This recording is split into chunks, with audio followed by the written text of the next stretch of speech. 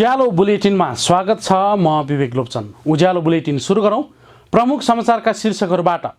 सूर्य चिन्ह खोज्न खोजे आदिबेहुरी आउने प्रचण्डको दाबी, संसद विघटन विरुद्ध युवाहरूद्वारा संविधान पढेर विरोध प्रदर्शन, स्थायित्वको लागि संसद विघटन आवश्यक रहेको गृहमन्त्री थापाको भनाई, गङ्गामाया अधिकारीको जीवन रक्षाको माग गर्दै वीर अस्पताल अगाडि प्रदर्शन, खेलकुदमा रहेका चुनौतीलाई पन्छाउने खेलकुद मन्त्री तामाङको भनाई, सञ्चारकर्मीहरूलाई विशेष कोभिड राहत एवं मासिक जीवन निर्वाह भत्ताको माग, नेपालमा मङ्गलबार थप 430 जनामा कोरोना संक्रमण पुष्टि। अब समाचार विस्तारमा। नेकपा प्रचण्ड नेपाल समूहको अध्यक्ष पुष्पकमल दाहाल प्रचण्डले सूर्य चिन्ह आफूहरूबाट खोसे नेपालमा आँधीहुरी बतास आउने बताएका छन्। नेकपा गण्डकी प्रदेशद्वारा पोखरामा आयोजित बृहत कार्यकर्ता भेला तथा सङ्घर्ष अभिमुखीकरण कार्यक्रमलाई सम्बोधन गर्दै उनले सो कुरा बताएका हुन्। सूर्य चिन्ह हाम्रै हुन्छ, दुविधामा बस्नै पर्दैन। उनले भने विधान र निर्वाचन कानुनमा प्रश्न भनिएको छ, जससँग बहुमत छ आधिकारिक त्यही हुन्छ, हामीसँग 70% छ, मन्त्री पाएपछि जानेको कुरा छोडिदिनुहोस्। तर पनि यस किसिमको एकताहरू यो हाम्रो अहिले खालि केटीलाई हटाउन बहुमत पुर्याउनु गरेको एकता होइन। यो राष्ट्र के गरी राम्रो बनाउने, जनतालाई कसरी राहत दिने, विकास निर्माण र समृद्धितिर देशलाई कसरी लैजाने, सुशासन कसरी कायम गर्ने र यो कम्युनिस्ट पार्टी जस्तो यो पार्टीलाई कसरी बनाउने भन्ने विचार र भावना एकताको कारणले हाम्रो यो समीकरण अगाडि आएको हो। यसलाई उहाँले केपीजीले गुटबन्दी गरे, खोमलटारमा गएर 5 जना बस्ने गुटबन्दी भनेर भनिदियो। केपीले बालुवाटारमा बसेर गरेको देशभरि गरेको गुटबन्दी नहुने, हामी सचिवालयका बहुमत वरिष्ठ गुटबन्दी नै भएर हामी सचिवालय नै भयो। तपाईहरु विचार गर्नु विधान अनुसार सचिवालयको बहुमत होइन त बहुमतै भएन, त्यहाँ गुटबन्दी भन्ने कुरा भएन सचिवालय बस्छ। तर मेरो भनेको मतलब के हो भने अहिले पछाडि फर्काउन खोज्ने, एमाले एक ठाउँमा माओवादी अर्को ठाउँमा बनाउन खोज्ने यो प्रतिगमन हो। केपी ओली र उहाँको नजिकका मानिसहरूले जे अहिले भन्न खोज्नुभएको छ त्यो प्रतिगामी हो, पछाडि फर्काउने कुरा। म उनीहरूलाई हार्दिकतापूर्वक अनुरोध गर्न चाहन्छु, पछाडि फर्कने कल्पना नगरौँ। इतिहास अगाडि बढिसक्यो, हामी नेपाल कम्युनिस्ट पार्टी नेकपा भइसक्यौँ, हामीले पूर्व एमाले र माओवादी केन्द्रलाई विघटन गरिसक्यौँ। केन्द्र मात्रै विघटन गरेको होइन, माथिदेखि तलसम्म झन्डै सबै सङ्गठनबाट हामीले विघटनको घोषणा गरेका हौँ। विघटन भए हामीले राजनीतिक प्रतिवेदन र विधान सबै नयाँ बनाएर हामी त्यो अनुसार परिचालित छौँ। साथै ओलीले 445 जनाको केन्द्रीय सदस्यलाई थपेर अझै 2501 जना बनाउँदै गरेको भन्ने आफूले सुनेको बताएका छन्। ओली समूहले पार्टीको केन्द्रीय सदस्य थपेर 541, 1199, 1501 हुँदै अब 2501 जना पुर्याउँदै गरेको भन्ने सुनेको बताएका हुन्। मङ्गलबार पोखरामा आयोजित बृहत कार्यकर्ता भेलालाई सम्बोधन गर्दै प्रचण्डले सो कुरा बताएका हुन्। साथै उनले जनयुद्धलाई कुहिएको फर्सी भनेर कसरी सुन्न सकेको भन्दै प्रश्न गरेका छन्। संसद विघटन असंवैधानिक भएको भन्दै युवाहरूले संविधान पढेर विरोध प्रदर्शन गरेका छन्। नेपाली काङ्ग्रेस युवा प्रचार नेटवर्क आबद्ध विद्यार्थीहरूले संविधानमा हुँदै नभएको प्रावधानलाई टेकेर संसद विघटन गरिएको भन्दै मङ्गलबार काठमाडौँ माइती घरमा संविधान पढेर विरोध प्रदर्शन गरेका हुन्। प्रदर्शनका क्रममा उनीहरूले संविधानभित्र संसद विघटनको व्यवस्था खोज्दै रचनात्मक विरोध गरेका थिए। मुलुकमा हत्या, हिंसा, बलात्कार, भ्रष्टाचारका घटना बढ्दा सरकार भने पदको जोड घटाउमा लागेको उनीहरूको आरोप छ। मुलुकले लामो समयपछि संविधान निर्माण भएपछि अहिले सरकारले संविधानमाथि कु गरेको आरोप उनीहरूले लगाए। उनीहरूले सरकारको कदमले लोकतन्त्र खतरामा परेको तर्क समेत गरे। प्रतिशत युवाहरूलाई रिप्रेजेन्ट गर्दै आज मुलुकले लामो समयपछि 70 वर्ष अर्थात् 7 दशकभन्दा लामो प्रयासपछि जसरी एउटा संविधानको खाका मात्र कोर्न सफल भएको थियो, त्यसको कु भएको छ। यसमा हामी राष्ट्रको मात्र दुर्गति भोगिरहेको छैन, युवाहरूको पनि भविष्य अन्यल भइरहेको छ। लोकतन्त्रले अवसरहरू दिन्छ, तर लोकतन्त्रलाई नै मास्ने गरी संविधानको मूल कानुनमाथि आज कु भएको छ। राष्ट्रपतिले प्रतिनिधि सभामा बहुमत प्राप्त संसदीय दलको नेतालाई प्रधानमन्त्री नियुक्त गर्नेछ र निजको अध्यक्षतामा 30 दिनभित्र उपधारा 2 बमोजिम प्रधानमन्त्री नियुक्त हुनसा त्यसरी नियुक्त प्रधानमन्त्रीले उपधारा 2 गृहमन्त्री रामबहादुर थापा बादलले स्थायित्वको लागि संसद विघटन आवश्यक रहेको बताएका छन्।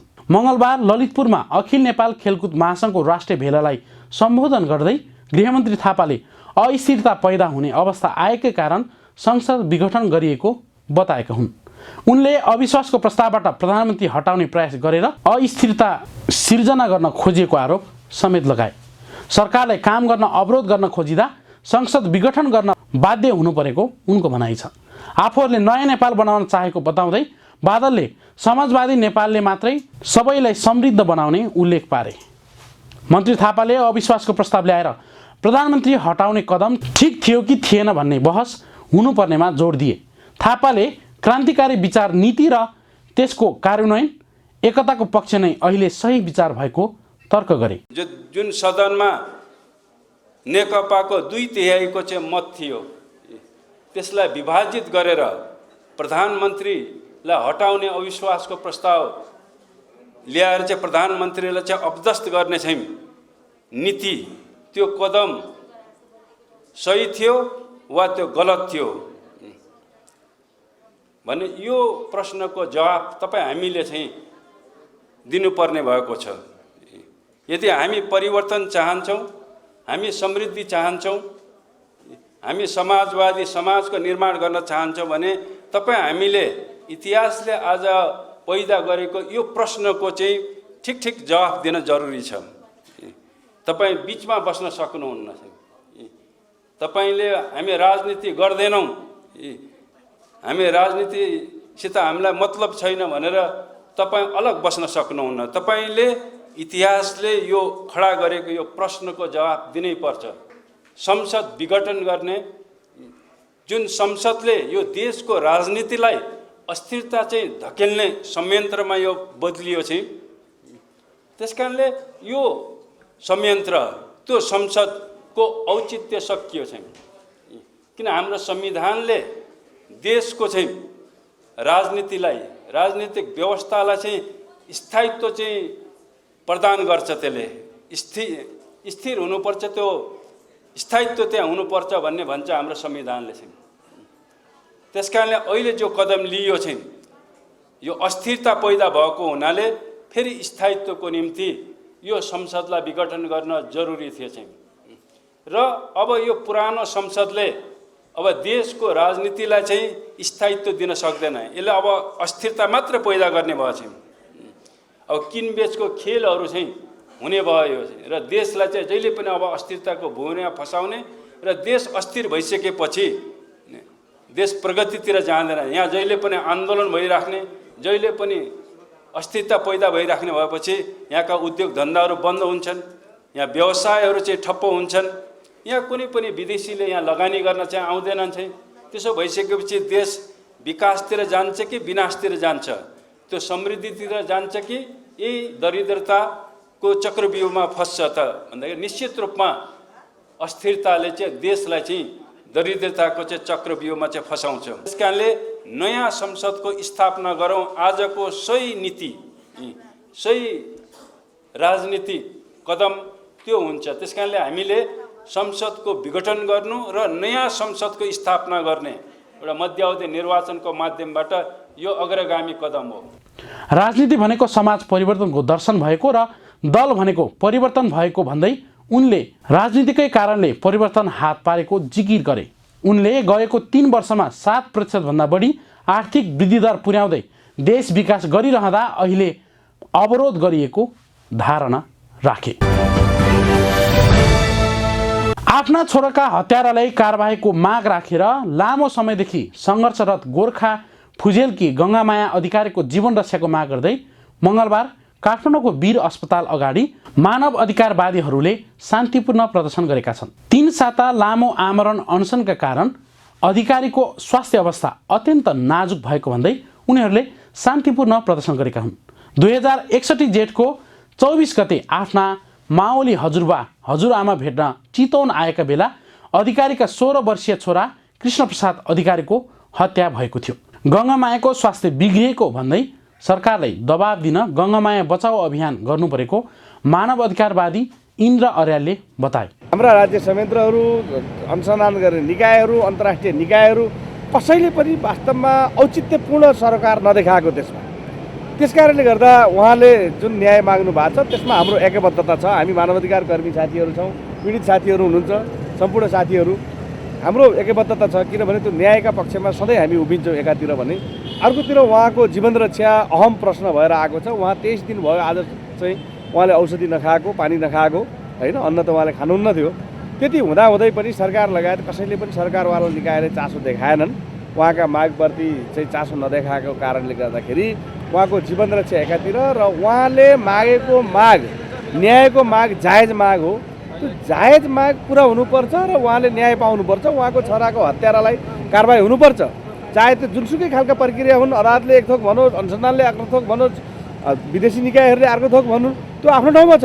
तर उहाँको छोराको हत्या भएको हो भन्ने कुरा प्रमाणिक छ र हत्या गरेको भइसकेपछि उहाँले एलिगेट गरेको मान्छे होइन रहेछ भने पनि सरकारको ड्युटी के हो भने त्यो हत्यारा पत्ता लगाएर वास्तविक हत्यारालाई कारबाही गर्ने सरकारको ड्युटी हो। त्यो ड्युटीबाट सरकार च्युत हुन सक्दैन र त्यसलाई तपाईँको मोनिटरिङ गर्ने, त्यसलाई वाच गर्ने भूमिकाबाट अन्य निकायहरू जो सरकार राख्छन् न्यायका पक्षमा, द्वन्द्वका पक्षमा, द्वन्द्वकालीन घटनाहरूका पक्षमा, ती सरकार राख्ने निकायहरूले पनि यसमा चासो देखाउनु पर्यो र गङ्गामायाको जीवन रक्षा गर्नु पर्यो र गङ्गामायालाई न्याय दिलाउनु पर्यो भनेर हामी सबै चाहिँ यहाँ उपस्थित भएका छौँ। तपाईँहरूको प्रदर्शन चाहिँ होइन किन किस्तामा भइरहेछ त? प्रदर्शन चाहिँ उहाँ अनसन बस्नु भएको छ र त्यसरी अनसन बस्दाखेरि हामी परिस्थिति बमोजिम उहाँको क्रिटिकल अवस्था देखिसकेपछि चाहिँ त्यो क्रिटिकल अवस्थाका लागि खबरदारी गर्नका लागि बसेको। अब किस्ता केलाई भन्नुभयो त्यो चाहिँ म जान्दिनँ फेरि। बेला बेला मात्र बस्नुहुन्छ होइन? अनि सधैँ बस्ने त हाम्रो ड्युटी होइन, जागिर होइन नि। हामीले जागिर खाएको छैनौँ। गङ्गामाया अधिकारी चाहिँ बस्नुहुन्छ अनि वर्षैभरि अनसन यहाँ हामी धर्ना बस्ने हाम्रो ड्युटी होइन। मात्र कुरो के हो भने न्यायका पक्षमा आवाज उठाउने हाम्रो काम हो। त्यो आवाज उठाउने काम हामीले गरेका छौँ र त्यो हामी गर्छौँ। त्यो चाहिँ प्रतिवादीले हटाए। 26 गते पेशी थियो उच्च अदालतमा, त्यो प्रतिवादीहरूले हटाए। आफ्नो छोराका हत्याराका साथै पतिलाई अनसनमै मर्न विवश बनाउने राज्यका पदाधिकारीहरूलाई समेत कारबाहीको माग गर्दै गङ्गामाया अधिकारी अहिले 12औं पटक आमरण अनसनमा बसेको पनि 22 दिन भएको छ। नवनियुक्त युवा तथा खेलकुद मन्त्री दावा तामाङले खेलकुदमा रहेका चुनौतीलाई सहकार्य गर्दै पन्छाउने बताएका छन्। राष्ट्रिय खेलकुद परिषद राखेपद्वारा मङ्गलबार आयोजित मन्त्री तामाङको स्वागत तथा बधाई कार्यक्रममा उनले खेलकुदमा रहेका चुनौतीलाई सरकारवालाहरूसँग सहकार्य गर्दै पन्छाउने बताएका हुन्। उनले खेल क्षेत्रको विकास र विस्तारका लागि सरकार प्रतिबद्ध रहेको जानकारी पनि दिए। त्यस्तै उनले खेल क्षेत्रमा विद्यमान समस्याका बारेमा पनि छिट्टै सरकारवालाहरूसँग छलफल गर्ने जिकिर गरे। निकाय र व्यक्तित्वहरूसँग र यो राष्ट्रिय खेलकुद परिषद सँगसँगै आवश्यक निकाय र व्यक्तित्वहरूसँग आवश्यक औपचारिक अनौपचारिक छलफल हुँदै नै छ, जसले गर्दाखेरि हाम्रो खेल क्षेत्रमा जे जति राम्रा काम भएका छन्, जे जति अनुसरणीय काम भएका छन्, इतिहासमा स्वर्ण अक्षरले लेखिएका छन्, ती सबै हाम्रा उपलब्धिहरूलाई हामी उच्च सम्मान गर्दै हाम्रो अगाडि देखा परेका समस्या, हाम्रो अगाडि देखा परेका चुनौती र अझ हामीले चुनौती सँगसँगै गर्न सक्ने यो खेल क्षेत्रको सम्भावना पक्षलाई मन्त्रालयको तर्फबाट, मेरो तर्फबाट आवश्यक र अन्तर सम्बन्धित निकायहरूसँग समन्वय हुनेछ, पहल गर्नेछु र यहाँसँगै सहयात्रा गर्दै सहकारी गर्दै देखा परेका ती समस्यालाई पन्छाउँदै, देखा परेका चुनौतीहरूलाई पन्छाउँदै सम्भावना र आवश्यक विषयहरूमा यहाँहरूसँग हातमाल गर्दै अगाडि बढ्नेछु। म यो कुरा यहाँहरूसँग राख्दै जहाँसम्म केही विषयहरू अलिक विचार्ने छन्, सोचनीय छन्, निकै गहिरिएर जानुपर्ने भन्ने कुराहरू छ, मैले अघि नै पनि राखिसकेँ। यी विषयहरूमा मन्त्रालयको तर्फबाट आवश्यक समन्वय र पहल हुनेछ, गर्नेछु। राखेप सदस्य सचिव रमेश कुमार सिलवालले ऐन अनुसार कर्मचारी समायोजन गर्नु र लामो समयदेखि रोकिएको कर्मचारीको बढुवा गर्नुपर्ने आवश्यक औल्याउँदै चालु आर्थिक वर्षमा खेलकुदका लागि विनियोजित बजेट थोरै भएकोले त्यसमा वृद्धिको लागि पहल गरिदिन आग्रह गरे। बागमती प्रदेशभित्रको लागि तत्कालको समाधानको निम्ति हामीले बागमती प्रदेशको सदस्य सचिवज्यूलाई डाकेर उहाँसँग कुराकानी गरेर उहाँसँग छलफल गरेर उहाँको लिखित अनुरोधमा यो वर्षको निम्ति बागमती प्रदेशको चाहिँ त्यहाँ राष्ट्रिय खेलकुद परिषदसँग समन्वय गरेर जिल्लाले काम गर्ने भनेर हामीले टुङ्ग्याएका छौँ।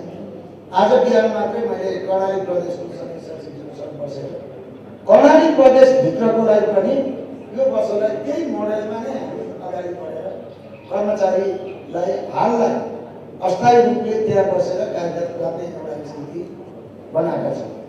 मलाई लाग्छ छिटै नै अरू प्रदेशहरूमा पनि प्रादेशिक रूपमा 2 नम्बर प्रदेशमा अहिलेसम्म ऐन आएको छैन। 2 नम्बर बाहेक अरू प्रदेशहरूमा ऐन आइसकेको हुनाले त्यहाँ पनि यो समायोजन प्रक्रिया चाहिँ अगाडि बढ्छ भन्ने मैले विश्वास दिएको छु। र यो पूर्वाधार निर्माणको हिसाबमा बजेट कम भए पनि राष्ट्रिय खेलकुद परिषदले धेरै नै मेहनत परिश्रम गरेको छ। यसमा युवा तथा खेलकुद मन्त्रालय र मन्त्रीज्यूको पनि निकै नै ठुलो सहयोग हामीलाई प्राप्त भएको छ। सदस्य सचिव सिलवालले कोभिड-19 का कारण 9 राष्ट्रिय खेलकुद सार्नु परेको बताउँदै बिस्तारै नेपाली खेलकुदको गति लिन थालेको बताए। कार्यक्रमपछि मन्त्री तामाङले त्रिपुरेश्वर स्थित दशरथ रङ्गशालाको निरीक्षण पनि गरेका थिए। सञ्चार तथा सूचना प्रविधि मन्त्री पार्वत गुरुङले अब चुनाव कुनै पनि हालतमा रोकिन नसक्ने स्पष्ट पारेका छन्।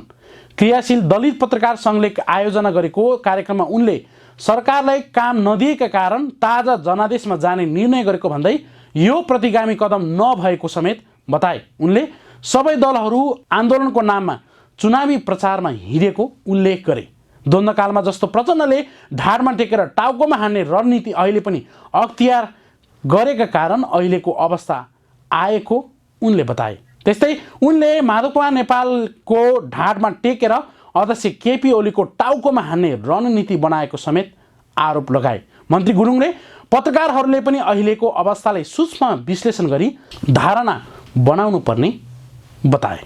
अहिलेको कदम यदि अलोकतान्त्रिक हो, यो प्रतिगामी हो, असंवैधानिक हो भने आज यसलाई तपाईले भोलि देखिरहनु हुनेछ।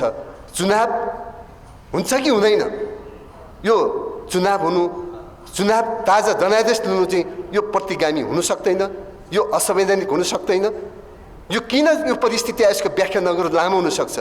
त्यसैले पत्रकार महासंघले कोट्याइहालेको हुँदाखेरि म यसमा प्रवेशै गर्न चाहेको थिइनँ।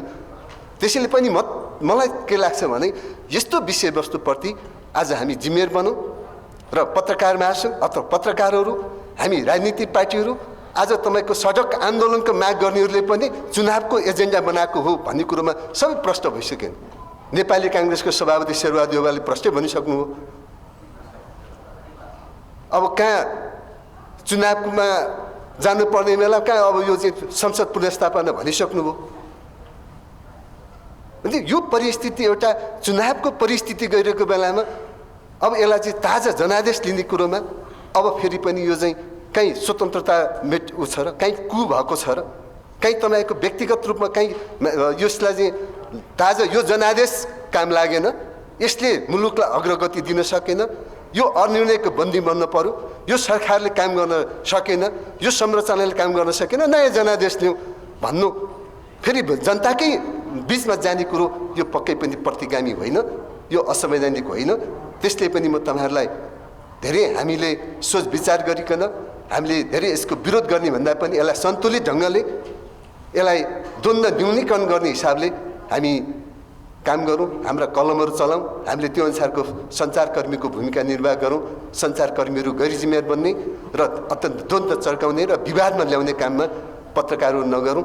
मलाई त लाग्छ, मैले अन्तिममा भन्न चाहन्छु, अहिलेको परिस्थिति भनेको जनयुद्धको समयमा तत्कालीन माओवादीले लिएको थियो, ढाडमा टेकेर टाउकोमा हान्ने भन्ने रणनीति थियो। आज प्रचण्डले माधव नेपालको ढाडमा टेकेर प्रधानमन्त्री केपी ओलीको टाउकोमा हान्ने भन्दा यो प्रजातन्त्रकै टाउकोमा हान्ने, संविधानकै टाउकोमा हान्ने रणनीति लिएको हो। उहाँको त्यो हिजोको जनयुद्धको रणनीति अहिले फेरि पनि यो अहिलेको यसमा चाहिँ फेरि पनि कपी गर्दाखेरिको परिस्थिति पनि हो। माधव नेपालले पनि प्रचण्डको ढाडमा टेकेर केपी ओलीको टाउकोमा हान्दाखेरिको परिस्थितिबाट यो जन्मेका कुराहरू हुन्। त्यसैले मलाई यो जनयुद्धको समयमा ढाडमा टेकेर टाउकोमा हान्ने रणनीतिबाट जुन असफल थियो, अहिले उहाँहरूको त्यो अहिलेको त्यो रणनीति पनि असफल हुन्छ। असफल यात्रामा कोही कसैले विज्ञप्ति दिएर अत्यन्तै आनन्द नलिउँ। कार्यक्रममा क्रियाशील पत्रकारहरूलाई सम्मान गरिएको थियो। नेपाल पत्रकार महासङ्घ काठमाडौँ शाखाले अग्रज सञ्चारकर्मीहरूलाई विशेष कोभिड राहत एवं मासिक रूपमा जीवन निर्वाह भत्ताको व्यवस्था गर्न माग गरेको छ। मङ्गलबार सिंहदरबारमा सञ्चार तथा सूचना प्रविधि मन्त्री माननीय पार्वत गुरुङलाई 16 बुँदे ज्ञापन पत्र बुझाउँदै महासङ्घ काठमाडौँले 60 वर्ष उमेर पुगेका र 25 वर्षभन्दा बढी समय निरन्तर पत्रकारिता गरिसकेका ज्येष्ठ तथा अग्रज सञ्चारकर्मीहरूलाई विशेष कोभिड राहत एवं मासिक रूपमा जीवन निर्वाह भत्ताको व्यवस्था गर्न सरकारको ध्यानकर्षण गराएको हो। त्यस्तै समानुपातिक विज्ञापन नीति लागू नहुन्जेलका लागि स्थानीय र प्रदेश तहबाट उपलब्ध गराइने विज्ञापन समानुपातिक ढङ्गले वितरण गर्ने व्यवस्थाका लागि नीतिगत कदम चाल्न पनि सो शाखाले माग गरेको छ।